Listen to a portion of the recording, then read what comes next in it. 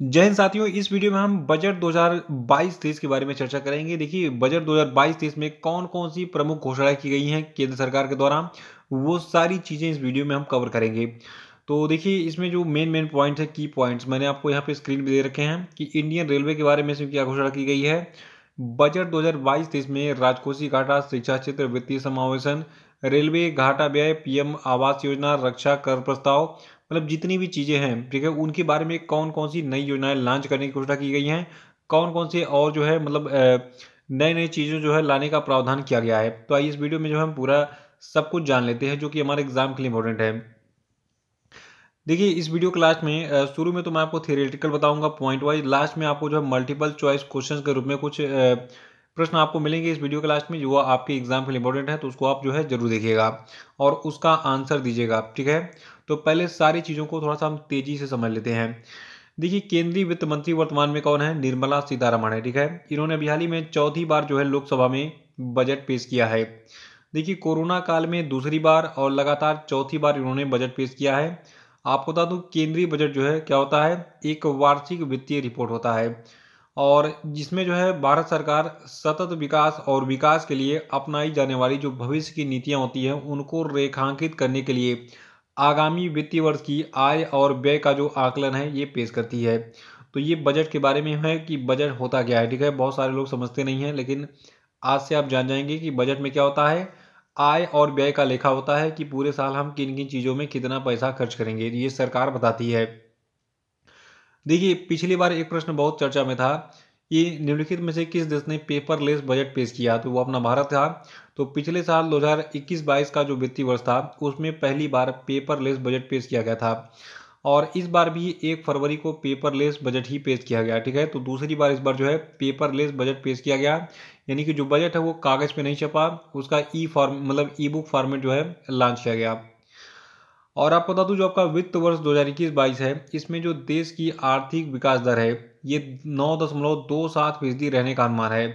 तो ऐसा बताया गया है बजट पेश करते समय निर्मला सीतारमण जी के द्वारा।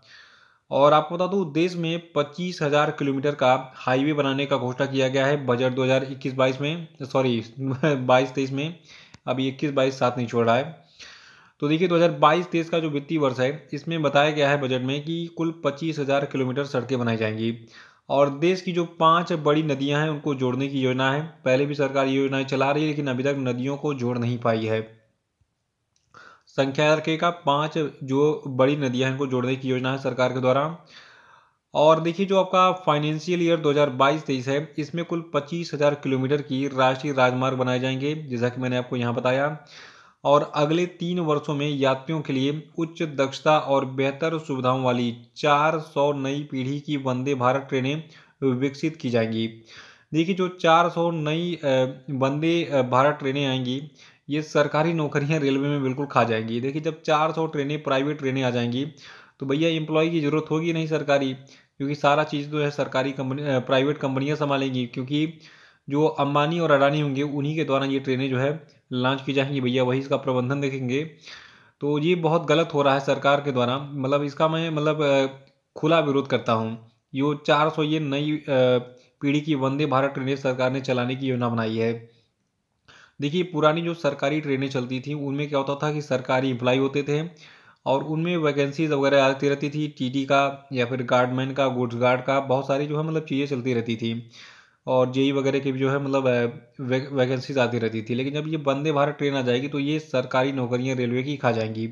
तो आइए बजट में आगे थोड़ा सा बढ़ते हैं। ये मेरा मत था, कि आप मेरे मत से सहमत हैं कि जो वंदे भारत ट्रेनें हैं, इसको नहीं चलाना चाहिए, या फिर चलाना भी है तो सरकारी संस्था मतलब सरकार खुद इसको चलाए, रेलवे बोर्ड के द्वारा। देखिए, सुरक्षा और क्षमता वृद्धि के लिए कुल 2000 किलोमीटर से अधिक रेल नेटवर्क को स्वदेशी विश्व स्तरीय प्रौद्योगिकी कवच के तहत जो है लाया जाएगा, ऐसा घोषणा किया गया है केंद्रीय बजट 2022-23 में। और देखिए, केंद्रीय बजट 2022-23 में 7 फोकस क्षेत्र क्या है।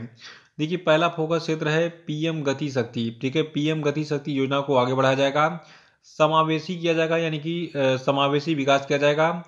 उत्पादकता वृद्धि की जाएगी, यानी कि जो प्रोडक्शन वगैरह है भारत में, मेक इन इंडिया वाला, इसमें वृद्धि की जाएगी। और सूर्योदय के अवसर, ऊर्जा संक्रमण, जलवायु कार्रवाई और निवेश का वित्तपोषण किया जाएगा। और आपको बता दूं जो आपका ये केंद्रीय बजट है तो ये अगले 25 वर्षों के अमृतकाल की नींव रखने और अर्थव्यवस्था का खाका तैयार करने का प्रयास है।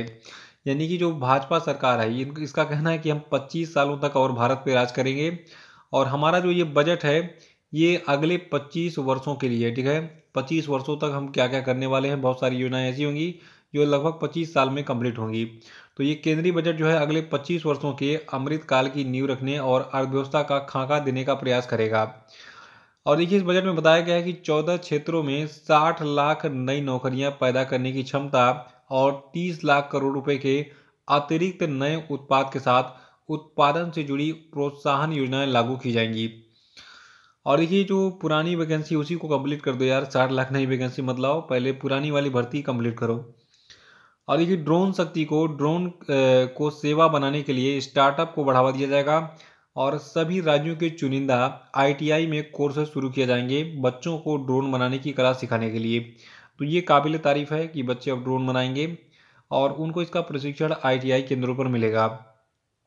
देखिए आपातकालीन क्रेडिट लाइन गारंटी योजना को मार्च 2023 तक बढ़ाया जाएगा और 5 लाख करोड़ रुपए की राशि को कवर करने के लिए गारंटीकृत कवर को 50,000 करोड़ रुपए तक बढ़ाया जाएगा।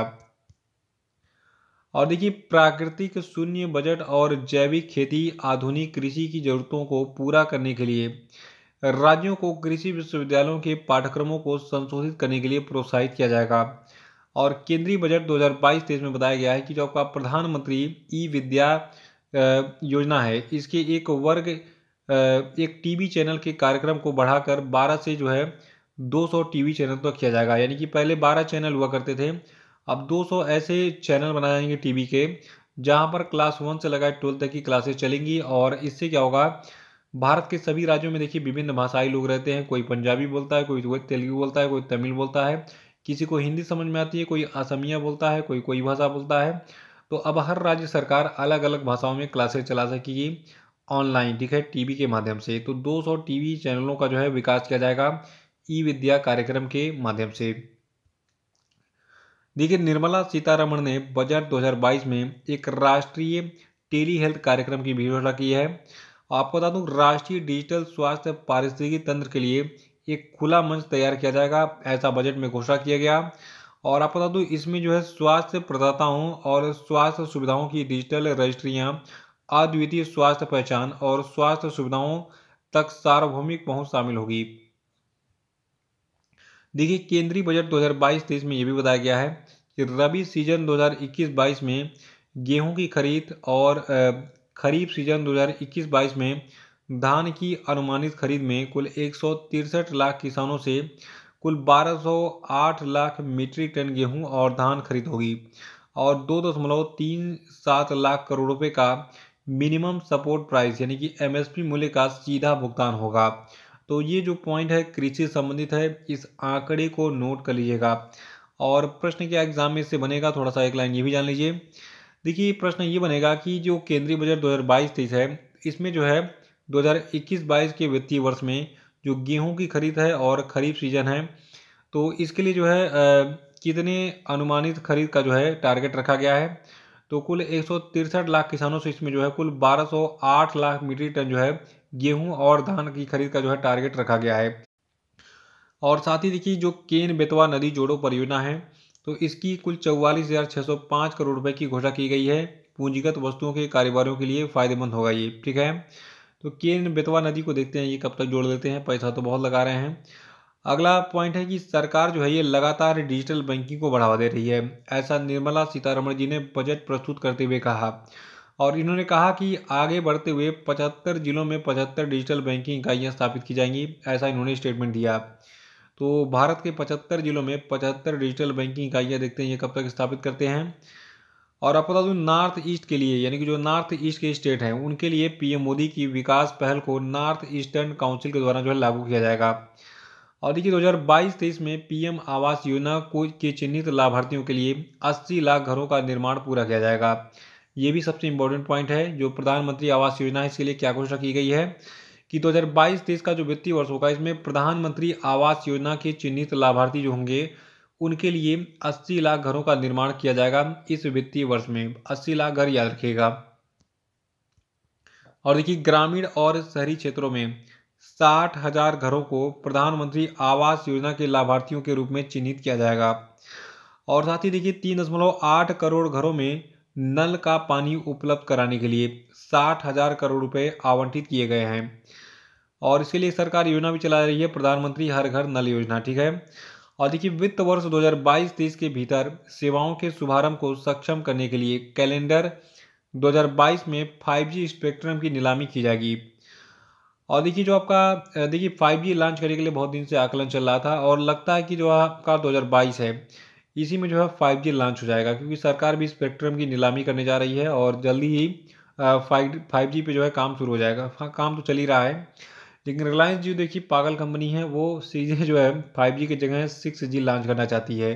तो वो 6G पे काम कर रही है रिलायंस जियो, और सभी कंपनियां अभी 5G पर रिसर्च कर रही हैं। और देखिए एनिमेशन, विजुअल इफेक्ट्स, गेमिंग और कॉमिक्स सेक्टर में युवाओं को रोजगार देने की अपार संभावनाएं हैं। और सभी हितधारकों के साथ एक ABGC प्रोग्राम टास्क फोर्स का जो है गठन करने का फैसला किया है सरकार ने। और देखिए बजट में बताया गया है और भी चीज़ें, जैसे कि रक्षा के लिए जो पूंजी खरीद बजट है इसका 68% जो है ये आत्मनिर्भरता को बढ़ावा देने और आयात पर निर्भरता को कम करने के लिए घरेलू उद्योगों के लिए निर्धारित किया जाएगा। और ये पिछले वित्त वर्ष के 58% से अधिक है, इस बार 68% है, ठीक है। कहने का मतलब ये है कि जो आपका रक्षा के लिए पूंजी खरीद बजट है, पहले क्या करते थे, अगर हमारे पास 100 रुपये हैं तो हम 100 रुपये में जो है क्या करते थे, अमेरिका, रूस या फिर विभिन्न देशों से हथियार खरीदते थे। लेकिन सरकार ने कहा कि नहीं, अगर हमारे पास 100 रुपये हैं तो इसमें 68 रुपये का जो उपयोग है ये हम इसका उपयोग करेंगे भारत में ही हथियार बनाने के लिए। बाकी जो पैसा बचता हमारा है उसको जो है हम अन्य देशों से जो है हथियार खरीदेंगे इमरजेंसी में। और देखिए 2022-23 में केंद्र सरकार का प्रभावी पूंजीगत व्यय 10.68 लाख करोड़ रुपए होने का अनुमान है, जो कि सकल घरेलू उत्पाद का लगभग 4.1% है। और देखिए 2030 तक 280 गीगावाट स्थापित सौर क्षमता के घरेलू निर्माण की सुविधाओं के लिए सौर PV मॉड्यूल के लिए विनिर्माण इकाइयों को पूरी तरह से एकीकृत करने के लिए प्राथमिकता के साथ उच्च दक्षता वाले मॉड्यूल के निर्माण के लिए PLI के लिए कुल 19,500 करोड़ रुपए का अतिरिक्त आवंटन जो है किया जाएगा। और साथ में सरकार ने घोषणा की है कि 2022-23 के वित्तीय वर्ष से RBI यानी कि रिजर्व बैंक ऑफ इंडिया के द्वारा डिजिटल रुपया, ब्लॉकचेन और अन्य तकनीकों का उपयोग करके इसको जारी किया जाएगा। यानी कि सरकार जो कह रही है कि हम क्रिप्टो करेंसी जारी करेंगे, मतलब जैसे बिटकॉइन वगैरह हैं, तो सरकार जो है इस बार क्रिप्टो करेंसी जारी करेगी और इसका मतलब इसको जारी किया जाएगा RBI के माध्यम से। और देखिए केंद्रीय बजट में बताया गया है जो फाइनेंशियल ईयर 2022-23 है इसके लिए अर्थव्यवस्था में समग्र निवेश को प्रेरित करने में राज्यों की सहायता के लिए 1 लाख करोड़ रुपए का आवंटन किया जाएगा। और ये 50 वर्षीय ब्याज मुक्त ऋण जो होगा ये राज्यों को दी जाने वाली सामान्य उधारी से अधिक है। इसका उपयोग PM गति शक्ति से संबंधित और राज्यों के अन्य उत्पाद पूंजी निवेश के लिए किया जाएगा। और कंपनियों के परिसीमन को मौजूदा 2 साल से घटाकर जो है 6 महीने करने का लक्ष्य रखा है, तो इसको याद रखिएगा। और देखिए कर से संबंधित क्या क्या प्रावधान है इस बजट में। देखिए निर्मला सीतारमण ने जो टैक्स पेयर्स यानी कि करदाता हैं उनके लिए एक नए कर नियम की घोषणा की है, जहां एक करदाता प्रासंगिक मूल्यांकन वर्ष के अंत से 2 साल के भीतर करों के भुगतान पर जो है एक अपडेट रिटर्न दाखिल कर सकता है। और देखिए डिजिटल संपत्ति यानी कि जो क्रिप्टो करेंसी है इसके हस्तांतरण से होने वाली जो आय है इस पर 30% जो है टैक्स लगा दिया गया है। और साथ ही इसके लेन देन पर 1%, यानी कि अगर आप किसी को जो है मान लीजिए आपके पास क्रिप्टो करेंसी जो है मतलब 300 क्रिप्टो करेंसी है, तो आप मुझे इसको ट्रांसफ़र कर रहे हैं तो आपको जो है 1% सरकार को टैक्स भी देना पड़ेगा, ठीक है। तो इस पर भी टैक्स चाप दिया इन्होंने, मतलब मेहनत आप करें मलाई सरकार चाटे। और एक और मलाई चाटने का सरकार काम कर रही है कि आप क्रिप्टो करेंसी से अगर जो है पैसा कमाते हैं, ठीक है, तो उस पर जो है अगर आप 100 रुपये कमाते हैं तो 30 रुपये पहले आप सरकार को टैक्स दीजिए। तो ये साला ससुरे पगला गए हैं, मतलब इनको ऐसा नहीं करना चाहिए। और ऐसे जो है इनकी सरकार चली जाएगी अगली बार, ये जो है बहुमत खो देंगे। क्योंकि यार 30% टैक्स मतलब जजिया कर लगा रहे हो क्या यार, मतलब अकबर का शासन थोड़ी चल रहा है कि मतलब जजिया टैक्स लगा रहे हो। 1%, 2%, 3% टैक्स बहुत होता है, 30% बहुत ज़्यादा हो गया। क्योंकि देखिए आम आदमी इसमें परेशान है और वो चाहता है कि किसी तरीके से जीवन यापन हो, और 30% अगर टैक्स लगने लगेगा तो कैसे क्या होगा। और देखिए वित्त मंत्री निर्मला सीतारमण ने बताया कि कारपोरेट सरचार्ज 12% से घटाकर 7% कर दिया जाएगा। यानी कि कहने का मतलब है ये सरकार चूतिया बना रही है हमें। जो आम आदमी है उस पर 30% टैक्स चाप दिया है, और जो बड़ी बड़ी कंपनियां हैं, बिलेनियर्स मिलेनियर्स लोग हैं, तो उनका कारपोरेट सरचार्ज 12% घटाकर 7% कर दिया है। मतलब आम आदमी लग रहा है कि मतलब भिखारी बनाने का योजना इनका लग रहा है कि आम आदमी भिखारी बन जाए। तो हमारे ऊपर 30% टैक्स लगेगा क्रिप्टो करेंसी का, अगर हम जो है थोड़ा सा व्यापार कर लेते हैं। लेकिन जो बड़े बड़े इंडस्ट्रियलिस्ट होंगे उनका जो कारपोरेट सरचार्ज है ये 12% से घटाकर 7% कर दिया है सरकार ने। तो ये भी काफ़ी गलत है। देखिए स्टार्टअप के लिए मौजूदा कर लाभ जिन्हें लगातार 3 वर्षों के लिए करों के छूट की पेशकश की गई थी, इसको 1 और वर्ष के लिए बढ़ाया जाएगा। और देखिए वित्त मंत्री ने ये कहा है कि लॉन्ग टर्म कैपिटल गेम से होने वाली आय पर 15% टैक्स लगेगा। तो देखिए एक और धमाकेदार यहाँ एंट्री हो गई कि लॉन्ग टर्म कैपिटल गेंस जो आपका है उस पर 15% टैक्स लगेगा। यानी कि मेन टारगेट ये है कि ये खून चूस ले रही है आम आदमी का सरकार। यार 15% टैक्स क्यों लगा रहे हो भाई, 1 से 2% लगाओ, बहुत हो उतना। क्योंकि एक आम आदमी पूरी ज़िंदगी कमाता है तो 10-20 लाख रुपए इकट्ठा करता है, वो भी बेटी की शादी में और मकान बनाने में खर्च कर लेता है। इतना ज़्यादा टैक्स लगाएगी सरकार तो फिर हम लोग कहाँ जाएंगे। देखिए जनवरी 2022 के महीने में सरकार ने कहा कि जो सकल जीएसटी यानी कि जो आपका goods and services tax collection है ये 1,40,986 करोड़ रुपए रहा, जो कि कर की शुरुआत के बाद सबसे अधिक है। यानी कि अब तक जीएसटी का जो कलेक्शन है ये सबसे अधिक जनवरी 2022 में हुआ। कितना हुआ? 1,40,986 करोड़ रुपए। देखिए जीएसटी देता कौन है? जीएसटी हम ही लोग दे रहे हैं। मतलब इनडायरेक्टली क्या है कि जीएसटी जो है कौन दे रहा है? ये जो है अगर आप टीवी खरीदने जाइए तो उस पर आपको चाप के जीएसटी देना पड़ जा रहा है। हर चीज़ पे जीएसटी जो है ये हम ही लोग के सर पे पड़ रहा है, ठीक है। तो ये जो हमारा जो टैक्स वाला पैसा है जीएसटी के रूप में जाता है उसी की बात हो रही है। उसका कलेक्शन जनवरी महीने में कितना रहा?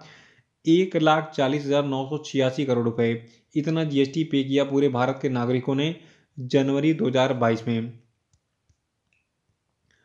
अगला कि इलेक्ट्रॉनिक्स निर्माण और वेरिएबल्स और जो आपके हेयरेबल्स डिवाइसेस हैं, ठीक है, तो इनको बढ़ावा देने के लिए ड्यूटी में छूट दी जा रही है। और कैमरा मॉड्यूल आदि सहित मोबाइल फ़ोन के जो पुर्जे हैं उनको उनके लिए जो है शीर्ष शुल्क रियायतें हैं। यानी कि मोबाइल का जो कैमरा है या फिर उसके एसेसरीज हो गए, फ़ोन के पुर्जे मतलब उसके जो पुर्जे वगैरह हो गए, या फिर जो कैमरा वगैरह आपका हो गया, वीडियो कैमरा या फिर जो भी कैमरे हैं, तो उनमें थोड़ी सी शुल्क में रियायतें दी गई हैं, उनके पुर्जे वगैरह जो है, ठीक है।